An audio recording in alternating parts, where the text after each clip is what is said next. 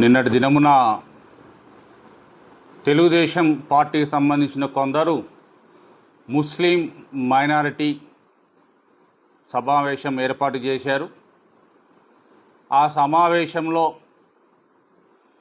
ముస్లిం సోదరులకు ఏమి చేస్తున్నాం, ఏమి చేశాం అనేది చెప్పుకోలేకుండా వాళ్ళు వేరే వేరే రకంగా మాట్లాడుతున్నారు. టీడీపీకి సంబంధించిన కొందరు సీనియర్ నాయకులు కూడా ముస్లిం మతపరమైన హక్కుల గురించి వాళ్ళు మాట్లాడకుండా రాజకీయ చేసే విధంగా వాళ్ళు మాట్లాడారు. చాలామంది ముస్లిం సోదరులు బాధపడడం జరిగింది. కారణం ఏమంటే పవిత్ర గ్రంథమైనటువంటి ఖురాన్ని ఎక్కడ పడితే అక్కడ మాట్లాడడం, దాని మీద ప్రమాణం చేయడం మంచి పద్ధతి కాదు. ఖురాన్కి ఎంతో గౌరవ విలువలు ఉన్నాయి.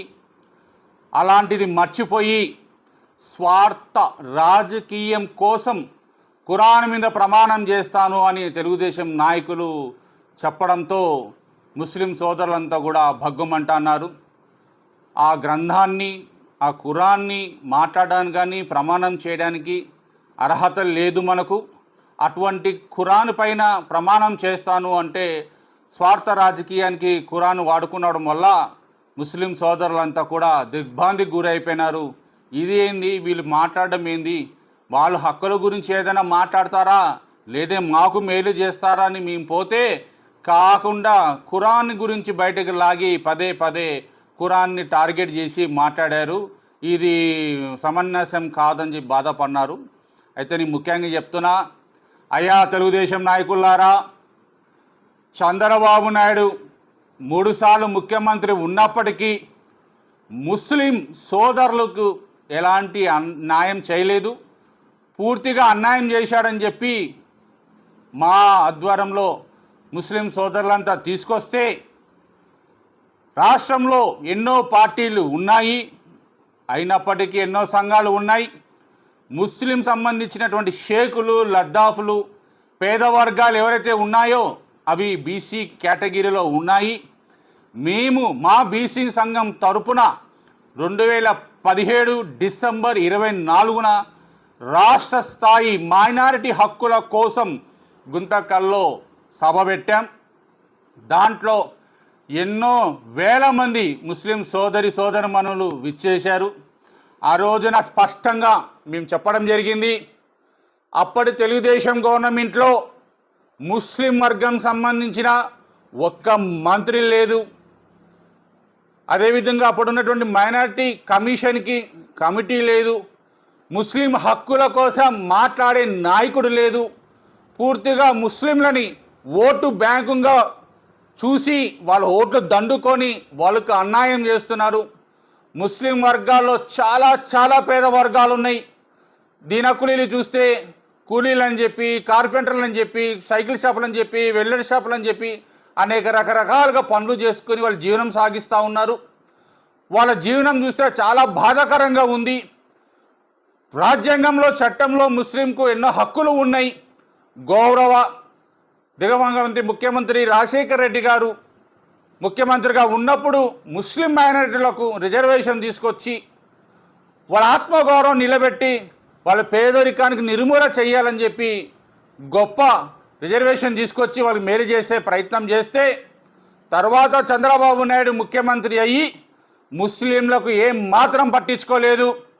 ఇవన్నీ కూడా మేము హక్కుల పరంగా ప్రశ్నిస్తే మేము చేసిన సభ తర్వాత అప్పటి ఫరూక్ గారిని మున్సిపల్ మంత్రిగా తీసుకొచ్చారు చంద్రబాబు నాయుడు. ఆ తర్వాత మైనారిటీ కమిషన్ ఏర్పాటు చేశాడు. ఆ తర్వాత మండలి షరీఫ్ గారిని కూడా తీసుకొచ్చి ఏర్పాటు చేశారు. అంటే మీ హక్కుల కోసం పోరాడే నాయకుడు లేకున్నప్పుడు పట్టించుకున్న దాఖలు లేదు. మేము దగ్గర ఉండి రాష్ట్ర వ్యాప్తంగా ముస్లిం సోదరులంతా కూడా మా వాళ్ళు అనే ఒక భావనతో పోరాడినందుకు కొద్దిగా మీకు న్యాయం జరిగింది. అదే మా ముఖ్యమంత్రి జగన్మోహన్ రెడ్డి గారు ఉప ముఖ్యమంత్రిని ముస్లిం మైనారిటీలకు ఇచ్చాడు. అదేవిధంగా ఎమ్మెల్యేలను వాళ్ళకు పదవులు ఇచ్చాడు. నామినేటెడ్ పదవుల్లో వాళ్ళకు అవకాశం కల్పించాడు. అదేవిధంగా గుంతకల్ శాసనసభ్యులు వెంకట్రామరెడ్డి గారు కూడా ముస్లిం సోదరుని హక్కున చేర్చుకొని గత ప్రభుత్వంలో ఎవరైతే శాసనసభ్యులు ఉండేవారో ముస్లిం మైనారిటీ హక్కులని కాపాడే దాంట్లో వాళ్ళు ఏమి చేయలేకపోయినారు. అదే వెంకట్రామరెడ్డి గారు గుత్తిలో కానీ గుంతకల్లో కానీ కోట్లకు విలువైనటువంటి స్థలాలని ముస్లిం శ్మశాన వాటికి ఇచ్చి ముస్లింలకు సంబంధించిన పేద వర్గాలకు సిఆర్ఎం ఫండ్ తీసుకొచ్చాడు ముఖ్యమంత్రి దగ్గర నుంచి. అనేక రకాలుగా వాళ్ళ అభివృద్ధి దిశగా వాళ్ళకి తీసుకొచ్చాడు. గుంతకల్ మున్సిపల్ వైస్ చైర్మన్ కూడా మైనార్టీలకు ఇచ్చాడు. అట్లే అనేక విధంగా ముస్లింలకు అగ్రపీఠం వేస్తుండేది వైఎస్ఆర్ కాంగ్రెస్ పార్టీ. ఇది తెలుగుదేశం సంబంధించిన నాయకులు తెలుసుకోవాలా. మీరు ఎన్ని జన్మలు ఎత్తినా ముస్లిం మైనార్టీలు కాదు ఏ వర్గానికి మీరు మేలు చేయలేరు.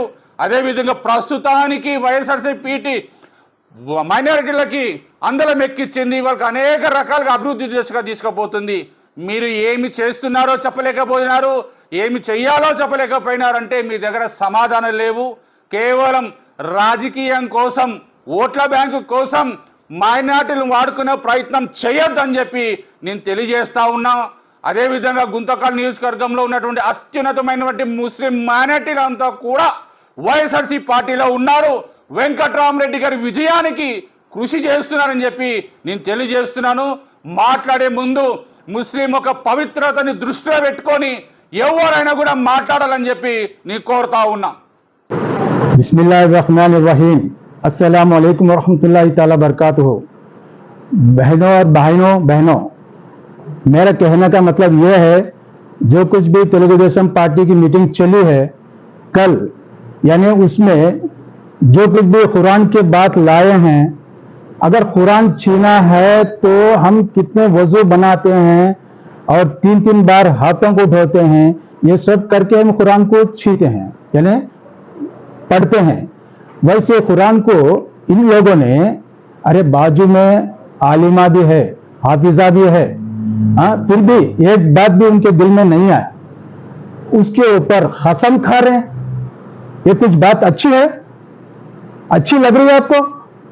ये कुछ भी है, हम जैसे मुसलमानों को बहुत खराब दिख रहा है। इसके लिए मेरा कहने का मतलब यह है, जहां भी हो, जब कुरान की लफ्ज निकलती है उसको कितना पकीज़े जगह पे निकालते हैं, वजू बना के करते हैं। अगर उसको छीना है तो भी पानी से मुंह धो के उसको छीते हैं। बार उसको उसके ऊपर कसम खाता हूं, इसके ऊपर कसम खाता हूं। अगर मेरे जबान पे कुरान लेना भी बहुत मुझे मुश्किल हो रहा है, वैसी जगह पे ये लोग कुरान की कसम खाते हैं। आपको कोई अच्छा लग रहा है? आप मुसलमान हैं, बाजू में हाफिज साहबा है और आलिमा है, फिर भी आपको बोलने नहीं आया। हाँ, ये कुछ मुझे अच्छा नहीं लगा, मेरे कुछ नहीं, हर मुसलमान को अच्छा नहीं लगा। इसके लिए मेहरबानी होती है, आपकी पार्टी की जगह पार्टी पे रखिए, जिसको जहां रखना है वहां रखिए, लेकिन कुरान को मत लाइए बीच में। मेहरबानी करता हूं, नमस्कार करता हूं आप लोगों को, सबको, समझे? अगर छीना है तो मैं बोल रहा हूं ना, 3 बार वजू बनाना पड़ता है कुरान को छीना है, तो आप बार कुरान की कसम, उसकी कसम करके बोलते हैं, वो हमारे को अच्छा नहीं लग रहा है। मेहरबानी होती है, जो कुछ भी हो पार्टी वाले, कुरान को मत लाओ बीच में, कुरान को मत लाओ बीच में, यही मेरा कहना है। बस, अल्लाह हाफिज।